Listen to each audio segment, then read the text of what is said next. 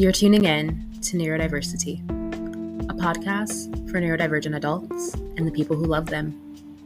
Please note that this podcast does not substitute medical or professional diagnosis and advice. Welcome back, girls, gays, and theys. Boys, too, if you're listening. You're welcomed here as well. All right, so we're going to continue with the saga of neurodivergence and work, right? All right, so last time I talked about my work experience pre-college, so during high school.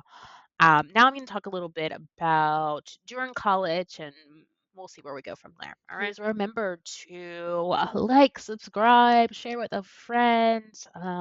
Please do all the things to help this podcast get numbers, not just for my own bag, but also for just the well-being of others. When it comes to neurodivergence, things are getting better, but there isn't a whole lot of content, info, services that really focus on that intersectional piece. Historically, neurodivergent conditions have looked very white, and a lot of the data that we have on them is very white, and a lot of the way that we diagnose them is based on white mannerisms, culture, behavior, things like that. And not only just white, but also male. And so really here, my mission is to improve the quality of life of minority individuals at the intersection of neurodivergence. So this is a nice little intersecting corner, and if we can get the word out to help my people find me, that would be great. All right, college. So I didn't work a whole lot in college. I would pick up odd and end jobs here and there, and then eventually I would quit because I'd be like, I got too much schoolwork to do, right? And also, like, I was young and dumb, and I was like, I got a refund check. Like, I'm gonna be all right. I'm paying for that very literally right now. But anyway, so sometimes I would work at like the dining halls. There's really nothing to phone home about that, honestly. Like, I really I really enjoyed it for the most part. Like, there wasn't a whole lot of, like, I guess, responsibility that fell directly on me. Um, I got to wear headphones, listen to music. A lot of the time, I was just, like, doing dishes or, like, cleaning up or, refilling the salad bar or something like that. I think doing dishes was my favorite, which actually I don't think I was allowed to wear headphones now that I think about it because I remember often listening to the radio station in the kitchen. At least the second year that I did it. Maybe I wore headphones the first year, I don't know. And I remember oh shoot, now it's of course it's gonna escape my mind. If I come back, I'll send you like a little note. But there was this one song that I loved that was out at the time. And for some reason, like in my head, it's like Lips of an Angel's popping up, but that was way before then, so that's not it. Oh, it was Train, Soul Sister. That's what. Hey, Soul Sister, something, something gets you in the air tonight. I don't actually know if those are the words, but you know what I'm talking about. Yeah, that was my shit. That was my stuff. I probably can't cuss if I'm gonna put these on YouTube, which is hard for me. So that was pretty cool. I don't remember having any issues with the dining hall, honestly. I don't remember them being like super strict about like running late or anything.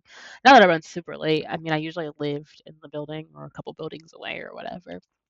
Um, and then like I did some phone banking for a little bit. I think I did that for maybe like a couple of months. If that, it was so boring. Um, First of all, you sat the whole time, which really isn't my thing. I mean, I like to sit down. My favorite position is to be horizontal. I love to lay down. Give me a job where I can lie down, and I'm gonna be like the employee of the year all the time. But I also like to stand. Like if I'm just sitting somewhere and I can't like really move or whatever, it's not really for me. So and then, like, like in like cubicles, and so there are people around me, and they're on the phone, and I hear their conversations.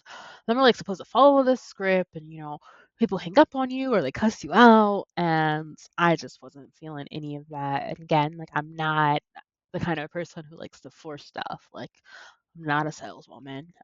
If you don't want the extra products, if you don't want to take the survey, like, all right, well, have a great day. Like, be blessed. That's just kind of how I feel. And so that's why that job didn't work out for me. It just really wasn't enough stimulation, and I hate it going. Um, but I did think I made $10 an hour, which after I graduated, I made less, which is crazy, crazy, crazy, crazy. All right. And then, like, during winter breaks, so when I was in college, like, starting in 2009, we were on quarters. So instead of having 2 semesters, we had 3 quarters, and we would get, like, a really long winter break, and it was perfect because it would be, like, like, maybe, like, the week before Thanksgiving or a few days or something like that, and then we didn't go back until I think, like, mid-January, I wanna say. So it was so perfect for getting a seasonal position, like, at the mall or that sort of thing. So that's what I did. I would work at Macy's during the winters, and that worked out pretty well for me. And I think again, like there are certain aspects or certain components that really help me out. So, like with Macy's, well, one, my mom also used to work at fragrance counters. So I was in the fragrance department, and so like she kind of would tell me like the odds and ends and things like that. So I kind of knew what I was getting into going into it. That helped. Also, like working at the counters, like it was a pretty close knit team. So you like have your rep, and then you probably have like I think I might have had like 3 other coworkers, and then there were people at other counters, you know, the mat counter or whatever, but, like, I didn't really have to talk to them. Maybe I might have, but it wasn't a requirement. So it was pretty close-knit, and then, like, most of the women were older women, so that's also been a thing throughout my life where I often, like, connect more with people older than me or younger than me, and that's very common in the autism community. People my age tend to struggle with a lot of the times. And so having like older women there and just kind of like them taking me under their wing and teaching me all the ins and outs of fragrance, I got on my nerdy study stuff. I was there, uh, memorizing the Mugler and the Giorgio Armani's and Chanel vibes and all of that great stuff, right? And like studying, knowing what scents that it had and what tones it had, and knowing the difference between a parfum and a eau de toilettes or something like that, which is just body spray essentially. And so also like it was customer facing, which my first job was, but then in between I had like, like I was a cook and then like doing dishes and stuff in the back at college or whatever. So I was back front facing, working with clients regularly or customers, I guess I would say. Um, and a lot of that, like, I mean, I'm a pretty charismatic person, so that wasn't too hard to like do the mask and turn it on during those times or whatever. And also like I did a lot of just mimicking and just noticing what the other ladies do or how they get people to talk to them or how they start conversations or where they stand and things like that. So I would do a lot of like mimicking behavior there, and did pretty well. Again, a consistent, very resistant to opening store cards. Oh, damn it. I said the name of the company again. I'm not good at this.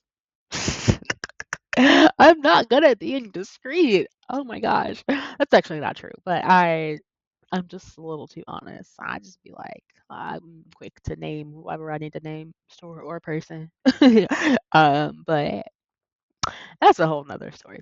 Anyway, so I did that. And then like one of the winter breaks, I also had a second job where I worked for a packing company similar to FedEx. Um, and so I worked in the warehouse and I worked third shift. So I think I would go in like around like 1 in the morning and then I would leave around like I think 6 or 7 or something like that. And I loved it. I don't remember a soul from that job because I didn't really talk to anybody there. Like I just went. I definitely had to wear my headphones there. And all you had to do was packages would come on the conveyor, you would sort them or something you had to pick up or whatever. And I loved it. I loved it. I just did that for like 4 hours. There was constantly packages. There was no downtime. There was no slow periods. Like I just did what I had to do and I went home. And I will say like during this time, like when I had both of the jobs, like I didn't socialize or really like hang out with my family very much. Like I would literally like go to Macy's in the morning And then I would come home and I would eat and I would sleep. And then I would go to the second job in the middle of the morning or middle of the night. And then I would try to come home and take a nap if I could, unless I was like opening, the store or whatever. Then I would just power through. Young me had way more energy, which I mean, I guess that's typical of adults in general, but I couldn't imagine now doing that. I don't know. I don't know. I don't know if I could do it. All right. So that's that. I think I'm gonna skip ahead. So in this series, like I'm not gonna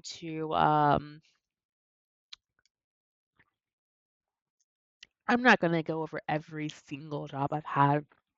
Um, and I'm not necessarily gonna go in order. So I'm actually gonna skip ahead in this next session and talk a bit about being in the service industry. Okay, so I got into the service industry as a waitress after college. And so it was actually during my first job at college. I worked at Nordstrom, which I'm going to go back and talk about that in another episode. But I wanted to get out of Nordstrom, and so I started looking at serving jobs and learned that you can, make more on tip wages or whatever. So I finally got in. I've worked many serving jobs, so I'm not gonna go through each and every one of them verbatim.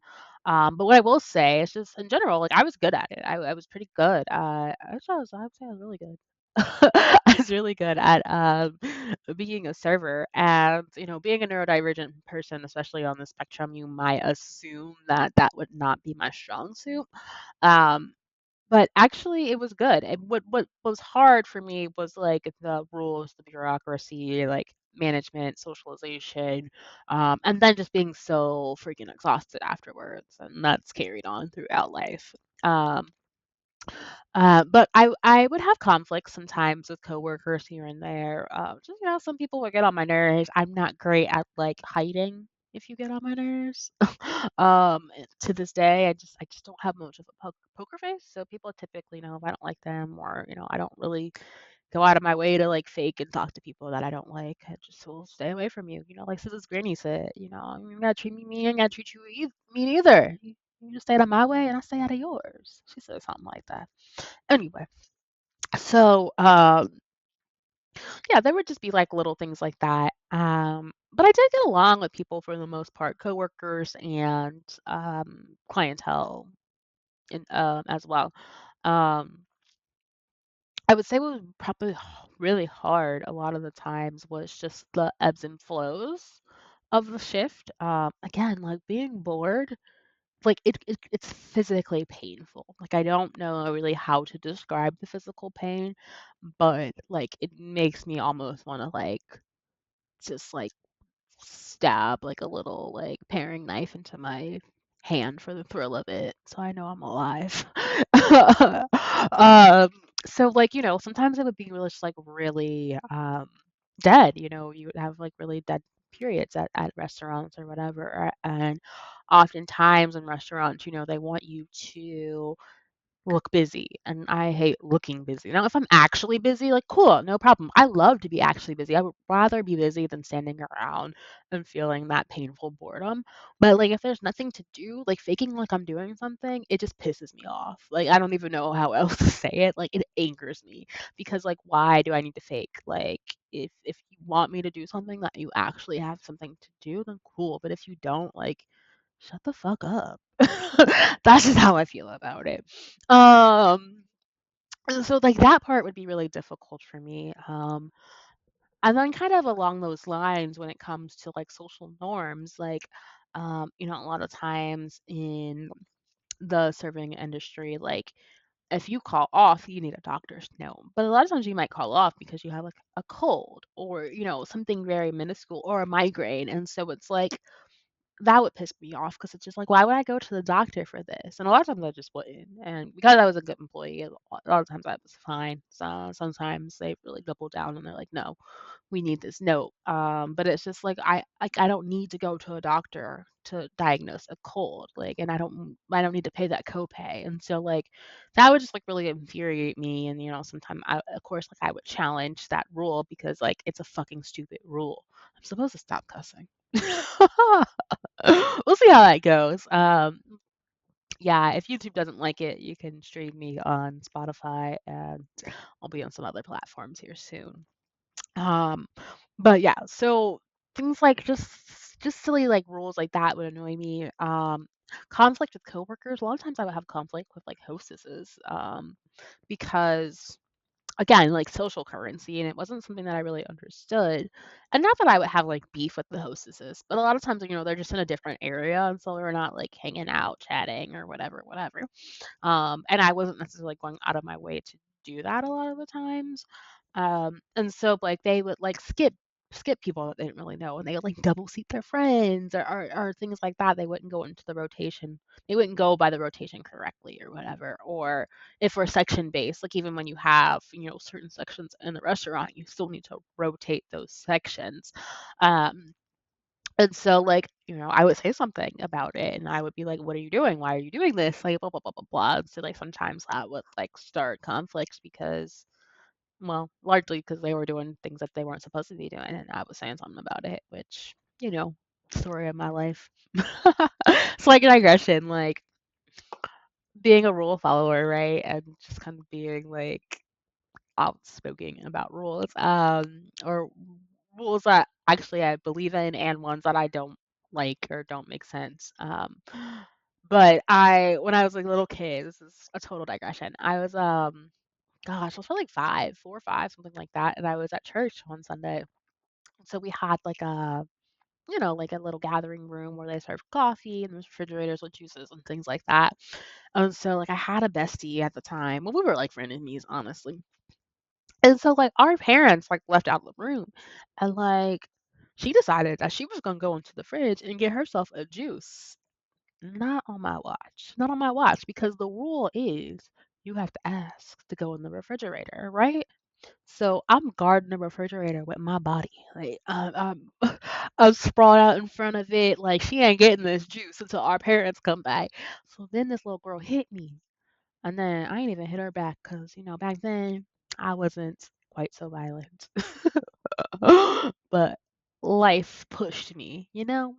Anyway, um, so she hit me out, and so I didn't even hit her back. Like I just left. I left the refrigerator, and I went to go tell on her for hitting me.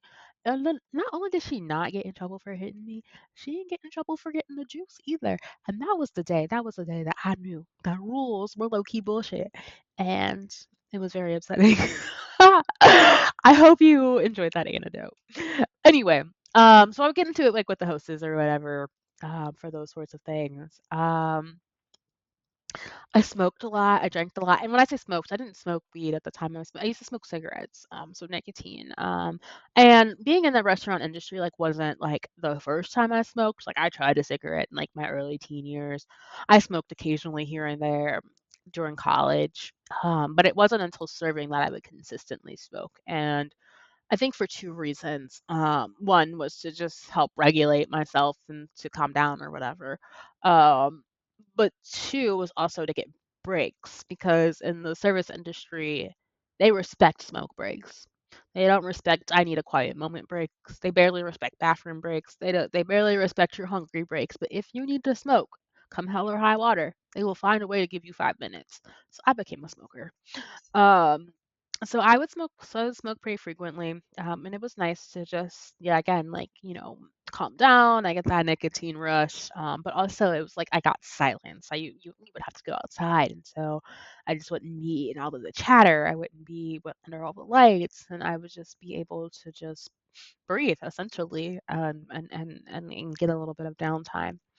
Um, and then, like I already said, like, a lot of times I would be just totally exhausted. So after work, actually when I was younger, like, I would go out sometimes still, like, hang out with coworkers and things like that at the bar. And it's at the time, like, socialization was important to me. And the reason why I think is because I grew up really sheltered. And so, like, as I gotten older and I got the chance to go out, you're young, you want to explore the world. I'm curious about all the things. And trying to make friends, that sort of thing. So I would go out sometimes.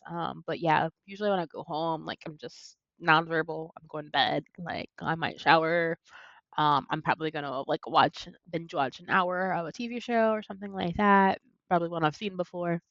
Um, and yeah, and then I would pass out.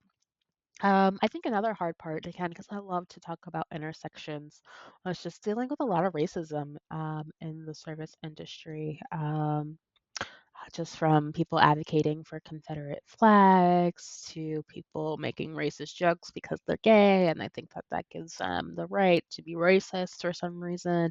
I remember particularly, so I was living in Northeast Ohio after college, in the Cleveland area, and so if you know of the city of Parma, if you know, you know, but if you don't know, Parma is a historically racist town, racist city, so much so that they were like burning crosses in the front yard if black families would move in. And I think this went on until as late as like the late 80s or maybe early 90s or something like that. Don't you can fact check it yourself. I'm not telling you that for this fact, but it went on like, well into like the time when we're supposed to be like over that, like slavery's over, like move on. Like the white people weren't moving on, so that's interesting.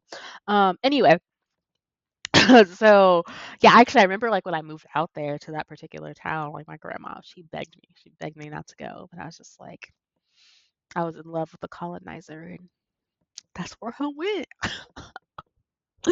Anyway, so like in this town of Parma, like it's a lot of just ratchet white folks, right? Ratchet white folks who want to be down, and just are totally ignorant. And so, like, I would go in, and these white folks, these white women especially, they would just be saying the N word, like, without blinking. And it took me aback. I had to, because, okay, me growing up, so I grew up in Cincinnati, and then, like, I went to undergrad in Athens, Ohio. And, like, I feel like in those places, like, of course, white people said the N word from time to time or whatever, but I feel like one, either they would like ask you if they could say it, or two, if they did say it, they would kind of look to see like how you would respond. Like, but no, in Parma, they was just saying that like they came out of somebody whose coochie, whose booty hole was brown, and like they didn't. They didn't. They was white as hell, and that was crazy to me. Um, I mean, I brushed it off. I didn't really make it a big deal, because when you're in those sorts of situations, you really got to figure out what battles you want to fight. And the battle I wanted to fight was paying my rent. So I was just like, say what you're gonna say or whatever. But it definitely made me feel some kind of way. All right, so that'll wrap up this episode, and we'll get into more of the difficult stuff. This is when it's gonna start to get a little spicy. And by spicy meaning I'm gonna cry a lot. Not on the episode, but that I did cry a lot, which I cry often in general, but this is bad. All right. Yeah, let me know if you've been in the service industry as a as a neurodivergent person. That's what I meant to say. Um, yeah, what's your experience been like? Has that been easy for you? Has it been like good work? Has it been really hard? Has it been impossible? Or some secret sixth thing? Whatever it is, I'd love to know your experience. So leave it in the comments or fill out the poll if that's accessible to you. Toodles.